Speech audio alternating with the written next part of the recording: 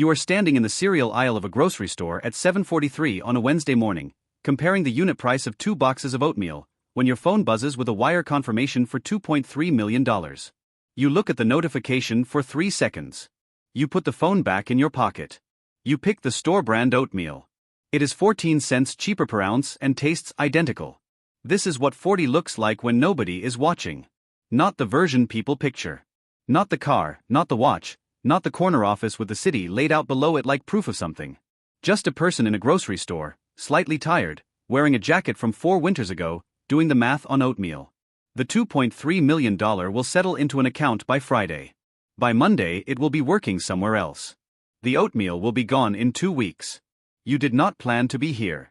That is the first thing people get wrong about it. They imagine a blueprint. A moment in your 20s where the whole architecture clicked into place and you followed the drawing to completion. There was no drawing. There was a broken photocopier in a shared office space 11 years ago, and 20 minutes you spent waiting for a repairman who never came, and a question that arrived almost by accident: who actually services these things, and what does that contract look like? That question cost you 40 minutes of searching on a Tuesday night. 40 minutes is longer than most people would sit with a question that isn't immediately glamorous. What you found was a patchwork of small service contracts, regional operators, buildings full of equipment nobody thought about until it stopped working. A space that looked like logistics, smelled like maintenance, and generated cash in a way that was almost offensively consistent.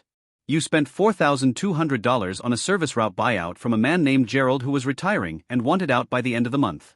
6 machines across 2 office buildings. Monthly net, after parts and fuel, was $310. Your coworker at the time was pulling double shifts for an extra $400 a week. Nobody congratulated you on $310. Nobody even noticed. You sat with that number on a Friday night and felt something that wasn't pride and wasn't excitement. It was closer to recognition.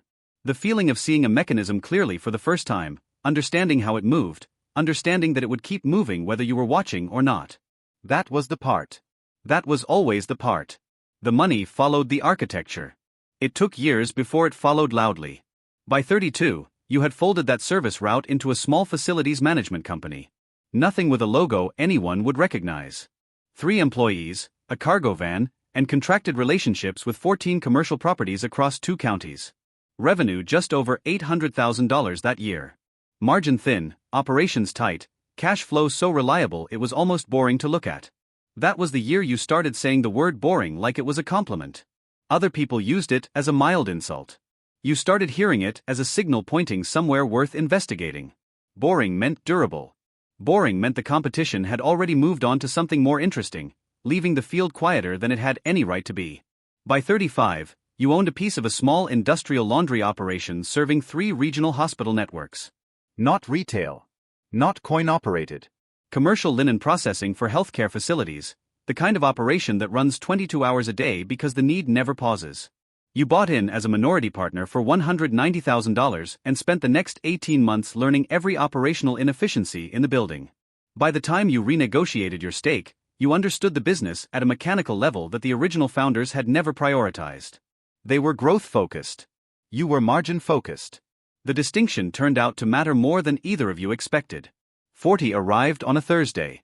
Not a milestone birthday dinner, not a party your friends surprised you with. It arrived while you were reviewing a property assessment on your laptop at the kitchen table with a cup of coffee that had gone cold on your left. You looked up at some point and noticed the date. You finished the assessment. You reheated the coffee. You went to bed at 10:15.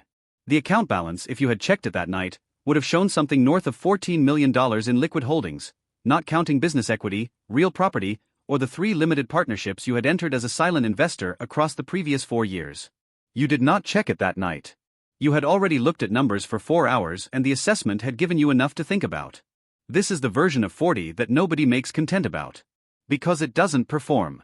It doesn't have edges sharp enough to catch light. It is a person in a quiet house, slightly tired, thinking about depreciation schedules and whether the new operations manager at the linen facility is actually as organized as she presents or just better at meetings than her predecessor. Your name carries no particular weight in any room you walk into. That is not an accident. There is a specific discipline to staying unrecognizable when the balance sheet says otherwise. It requires constant small decisions that run against the instinct to signal. The instinct is there. You are not immune to it. You notice the cars. You notice the watches. You understand the language because you spend enough years watching other people speak it fluently, and there is a part of you, smaller now than it once was, that knows the words. You just stopped choosing to use them. The Honda is 11 years old. The rear bumper has a crack in it from a parking lot incident 3 years ago that you keep meaning to address and have not addressed. 2 of the people you do business with have commented on it, both times framed as a joke, both times with something underneath the joke that was not quite a question but was reaching toward one. You smiled both times and said nothing useful and changed the subject. The car starts every morning. It fits in any parking lot in the country without drawing a second glance. That is the full performance requirement. The house is 4 bedrooms in a suburb that is pleasant without being conspicuous. The neighbors know you run a few businesses. They are not wrong. They have a number in their heads that is significantly south of accurate, and you have never offered them any reason to revise it upward. Your neighbor on the left is a high school vice principal named Ray who coaches youth soccer on weekends. He is one of the more genuinely decent people you have met in 11 years of living next to him. He borrowed your pressure washer last spring and returned it clean with a full tank of fuel. That is the correct way to borrow something. You have been meaning to tell him that. The cost of invisibility is real, but it is not what most people assume it is. Most people assume the cost is suppression, the continuous act of flattening yourself, of pretending to be smaller than the truth. That is not what it feels like from inside it. What it feels like is more like editing.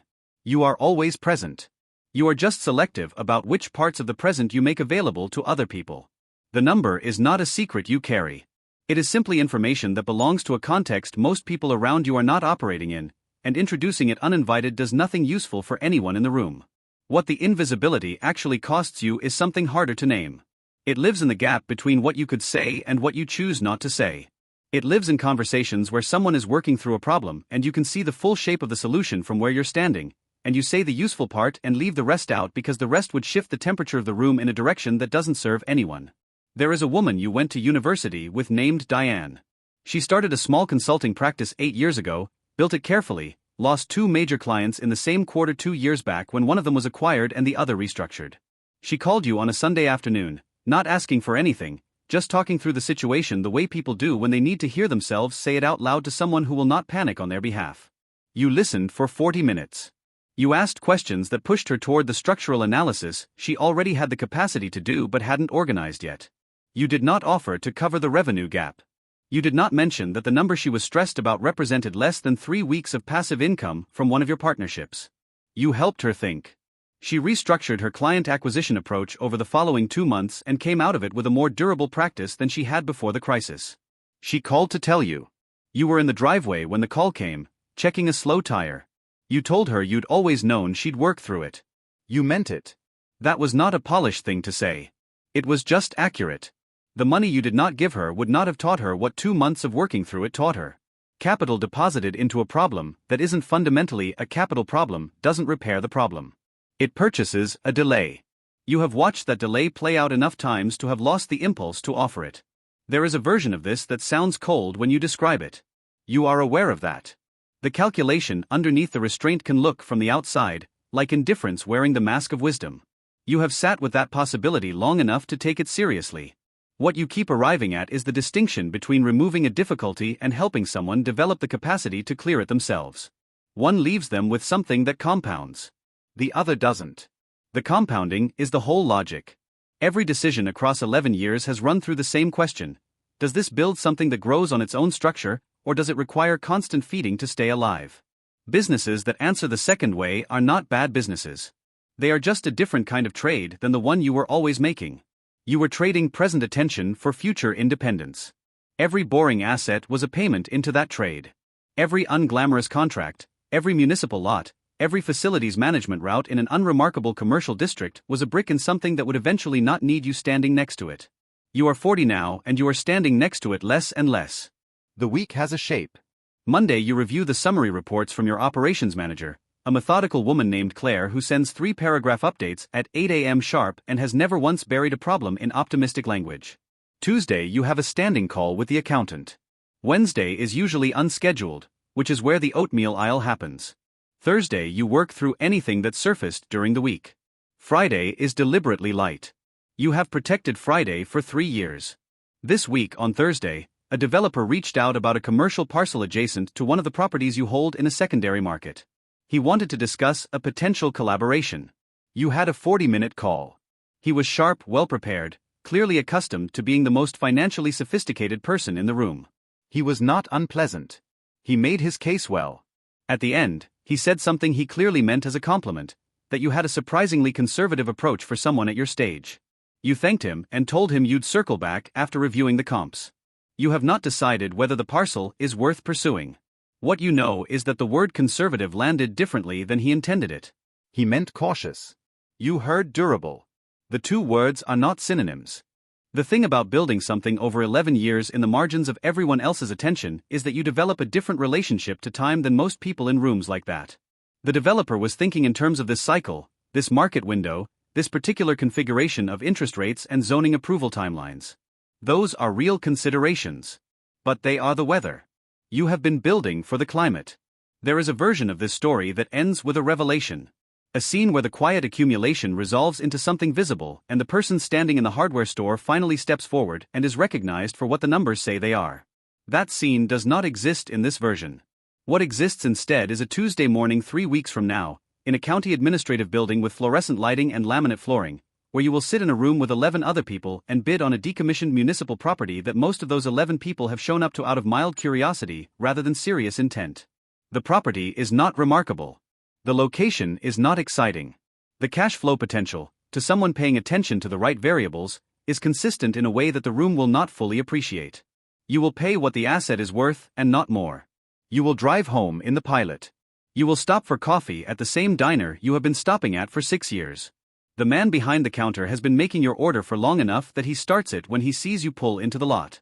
2 eggs, wheat toast, black coffee. He does not know what was in the folder you closed 2 hours before you walked in. He asks how the week is going. You tell him steady. He says that's the best kind. You tell him he's not wrong. You tip the same percentage you always tip, which is more than the menu suggests but less than what a visible display of generosity would look like. The number is calibrated. Most things by now are. You eat the eggs. You drink the coffee while it is still hot. Outside, the Pilot sits in the lot with the cracked rear bumper catching the early light. Somewhere in the county records, there is a parcel that is about to have a new owner. The parcel does not know it yet. Neither does anyone else in this diner. That is not a problem that needs solving. You leave a few minutes before 9. The day is already running. You have 3 things to review before noon and a call with Claire at 2. The cracked bumper catches your eye when you unlock the door. You look at it for a moment. You think briefly that you really should get that fixed. You get in the car. You drive.